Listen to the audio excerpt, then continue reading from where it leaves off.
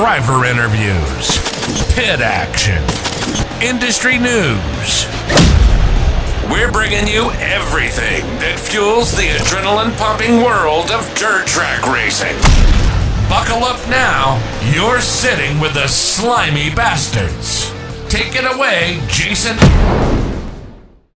Alrighty, welcome to the Slimy Bastard podcast show. I'm in Marshalltown tonight, a makeup race from last week. It was a rain out, and got down here a little early this morning, or this afternoon, I should say, and got down here, and I want to thank everybody for tuning in, checking out the episodes. I've had a lot of feedback on TikTok and YouTube and that, and I appreciate everyone reaching out down south and down in Alabama and Mississippi and that. I've had a lot of hits from there lately, but I'm pleased to have a special guest with me. I got here a little early and just come walking into pits, and I come across Jesse Sobbing, late model driver that's here tonight racing, and it's honestly, you're quite a big name in this. I'm proud to have you on here with me. So, Jesse, welcome to the show.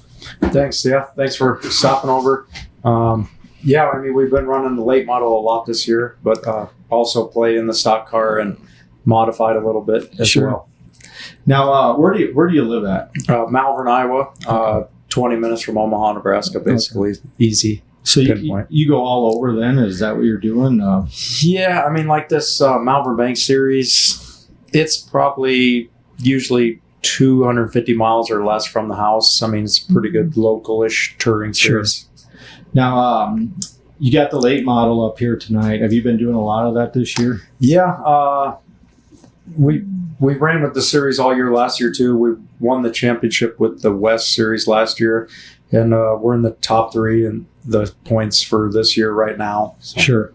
Now, with you racing that and all that, like they ran the World of Outlaws over in Boone the other night. Can you cross over into that? Do you have to make different setup changes for that, or how's that interplay in that? So we would have been there. I don't know if you're familiar or not. We were in Silver Dollar 2 weeks ago. Yeah. The car that I barrel rolled down the backstretch would have been the car that I would race with those guys. Yeah.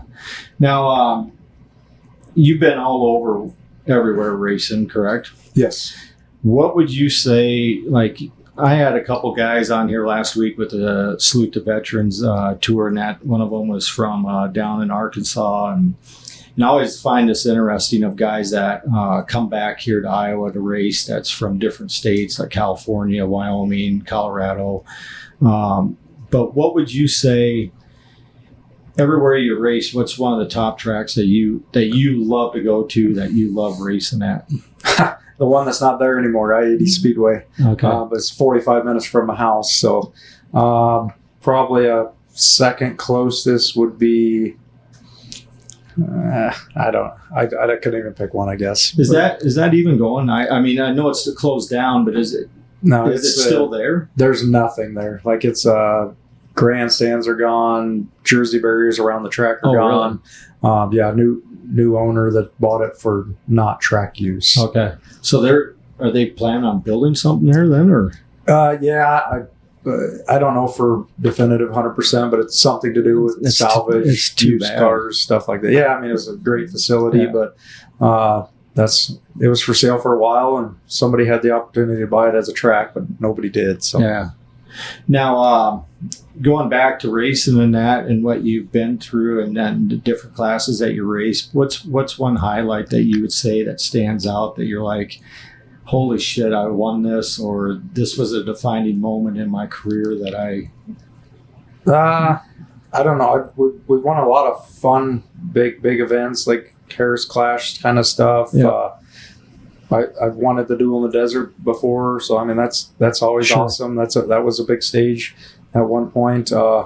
This year I probably won the biggest paycheck with racing with these late models. We won a $10,000 to win one, and probably the Zeitner Memorial we won here a month ago or a little less. Yeah. That paid $7,600, which was always his number, Zeitner.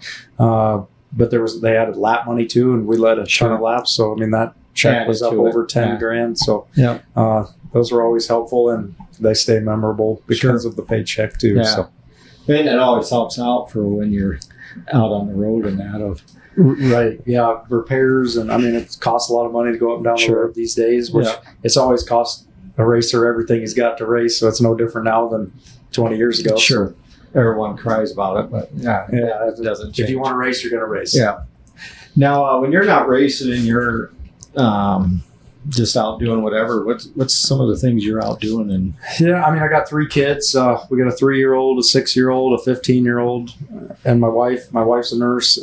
We own a trucking company. Okay. My brother's helping out more with that nowadays, so that took a little off my plate for that, but I'm still pretty actively involved. But try to do as much with my kids and stuff, and I race enough that I'm in the shop every day working on a race car. So. Yeah. Now, your little one, your 3, is that a boy or is it my little boy's 3, and then I got a 6-year-old daughter and a 15-year-old daughter. Yep. Okay. So your little guy, like I have a little guy at home myself. He's 4, will be 5 here in a couple weeks. But does he play around with the little cars and act like he's you racing? Oh yeah. My little girl does too. And actually last year I got her involved in go-karts a little bit. Yeah. And she was really liking it. She rolled once. She was more mad that I couldn't get the cart fixed that night to keep racing.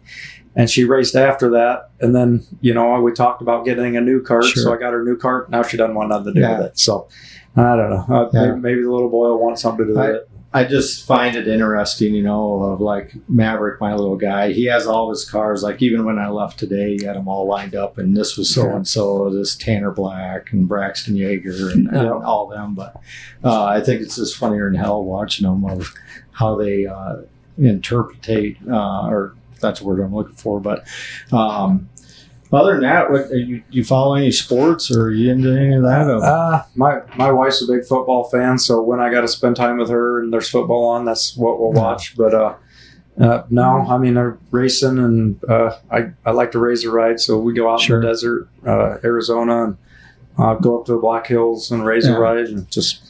Do you go back there in the winter and race then? I didn't last year. I was in Arizona when they were racing the winter series and stuff. But pretty tough, wasn't it?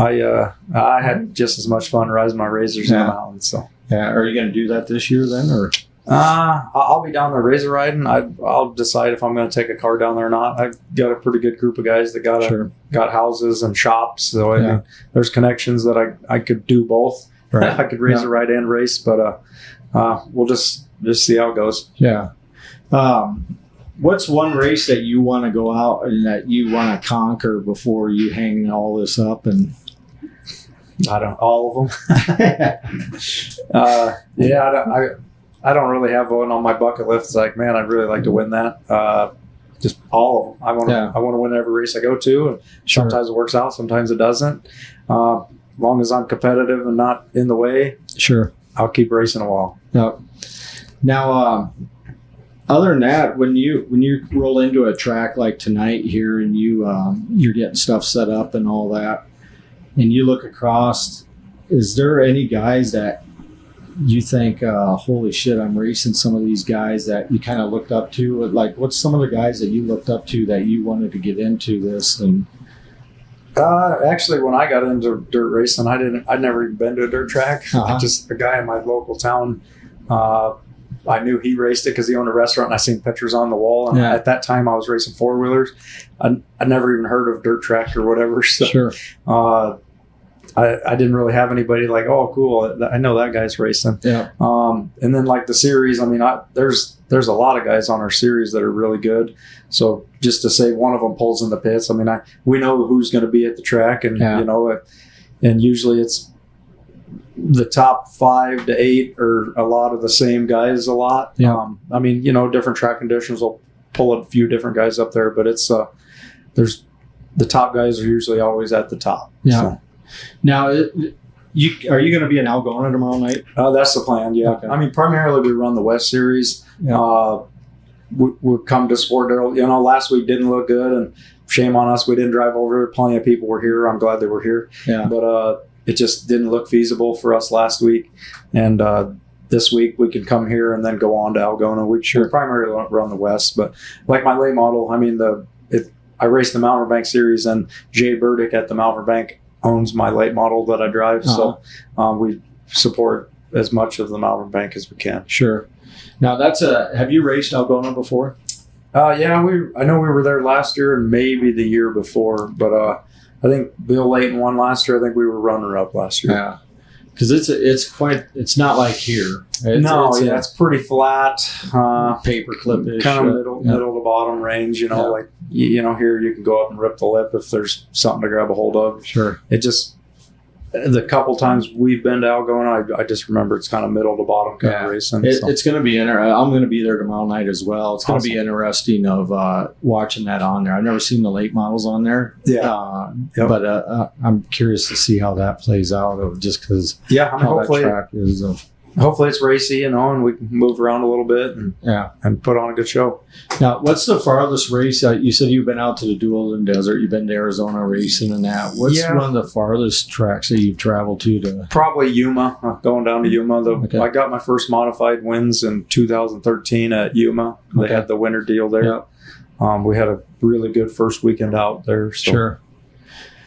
Well, other than that, Jesse, I know you got to get back to putting stuff together on your car and that. You're getting stuff put together and that. And but I honestly, I appreciate you taking the time. And I know my dad brought you up a couple different times. Awesome. Yeah. He always said if you see him out at the track, watch him because he's a shoe. So well, we're gonna give her a whole shot. But I appreciate you taking the time with me and sitting down and doing this with me. So thanks for jumping on with me. Yeah. Cool. Thanks.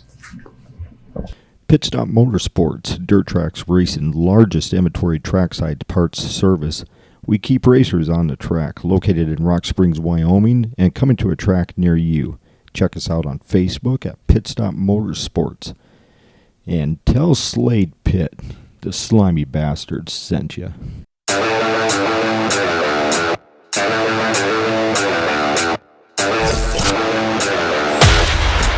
Driver interviews, pit action, industry news. We're bringing you everything that fuels the adrenaline-pumping world of dirt track racing. Buckle up now. You're sitting with the slimy bastard.